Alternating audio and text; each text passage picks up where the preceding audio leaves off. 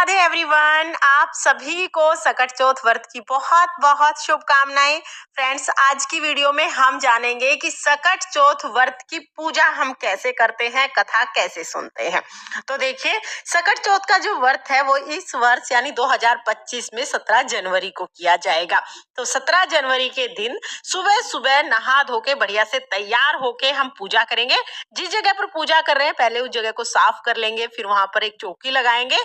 चौकी पर हमें लाल रंग का वस्त्र बिछा लेना है और फिर हम यहाँ पर थोड़े से फूल का या तिल का आसन देकर गणेश जी भगवान की जो भी फोटो या मूर्ति आपके पास है उन्हें विराजमान कर ले। फोटो मूर्ति नहीं है तो सुपारी से गणेश जी बना सकते हैं। इसके बाद हाथ जोड़कर संकल्प करेंगे, हे गणेश जी महाराज, हे चौथ माता, आज मैं आपका व्रत कर रही हूँ। आप मेरे बच्चों को दीर्घ आयु और अच्छा स्वास्थ्य प्रदान करें। ऐसा संकल्प करने के बाद फिर जल के छींटे लगाकर गणेश जी को भाव रूप में स्नान करा देंगे। उसके बाद फिर हम देसी घी का दीपक जलाएंगे। आप देसी घी का या तिल के तेल का दीपक जला सकते हैं। इसके बाद देखिए, गणेश जी को स्नान तो हमने करा ही दिया था। अब हम वस्त्र के रूप में गणेश जी को कलावा समर्पित कर देंगे और आपके पास अगर जनेऊ है तो आप जनेऊ भी समर्पित कर दीजिएगा। अगर आपके पास जनेऊ नहीं है तो कोई बात नहीं, वस्त्र के रूप में आप सिर्फ कलावा यानी मोली भी समर्पित कर सकते हैं। फिर हम भगवान गणेश जी को रोली से तिलक करेंगे, दीपक को भी तिलक करेंगे और तिलक के ऊपर हम तिल समर्पित करेंगे। आप इस दिन दिए में भी तिल जरूर डालें, क्योंकि जितने तिल चटकेंगे ना उतने आपकी संतान के कष्ट कटते हैं। उसके बाद फिर दुर्वा घास आपको मिल जाए तो बहुत अच्छी बात है। आप दुर्वा घास गणेश जी को जरूर समर्पित कीजिएगा। साथ में लाल रंग के फूल समर्पित कीजिएगा। लाल ना मिले तो जो फूल मिल जाए वो समर्पित कर दीजिएगा। इसके बाद हम तिलकुटा समर्पित करते हैं यानी तिल समर्पित करते हैं।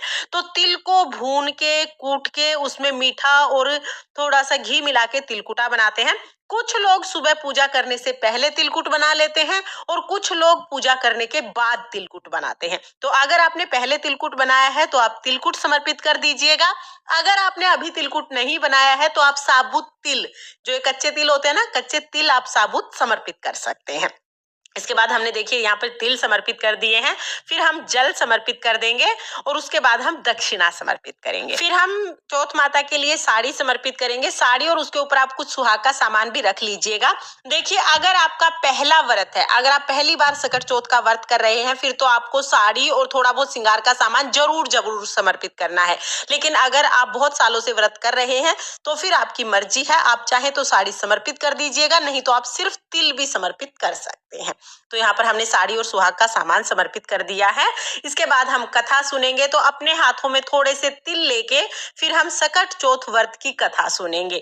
देखिए, सकट चौथ व्रत में कथा सुनने का बहुत ज्यादा महत्व है, तो कथा आप जरूर जरूर सुनिएगा। कथा का वीडियो आपको चैनल पर मिल जाएगा, लिंक मैं आपको डिस्क्रिप्शन में दे दूंगी, आप वहां से देख लेना।